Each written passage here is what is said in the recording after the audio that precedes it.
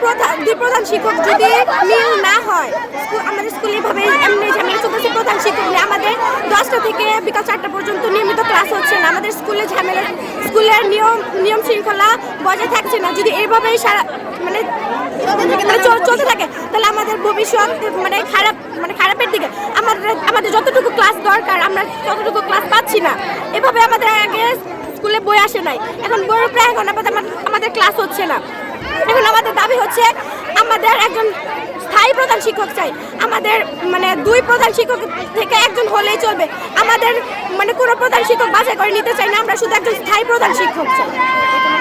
আমাদের স্কুলে বিগত কয়েক বছর ধরেই তারা দুজনে প্রধান শিক্ষক হওয়ার জন্য, ভারপ্রাপ্ত প্রধান শিক্ষক হওয়ার জন্য তারা দুজনে দ্বন্দ্ব চলতেছে। ঝগড়া ওদের পারবেই ঝগড়া আমাদের স্কুলটা নিয়ে আসতেছে। আমাদের ঠিকমতো ক্লাস হয় না, আমাদের ছোটদের ভবিষ্যৎ নষ্ট, আমাদের ভবিষ্যৎ নষ্ট। ওই স্কুলের প্রত্যেকটা ক্লাসের জন্য অনেকের বাবা মা আছে যাদের প্রাইভেট পড়ানোর ক্ষমতা নেই। প্রত্যেকটা ক্লাস হলে তাহলে তাদের প্রাইভেট পড়ার কোনো প্রয়োজন হয় না ঠিক মতো।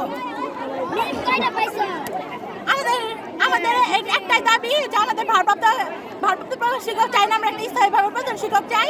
আমাদের স্কুলে সব শৃঙ্খলা বজায় রাখতে চাই, আমরা কোনো অনুষ্ঠানে অংশগ্রহণ করতে পারি না।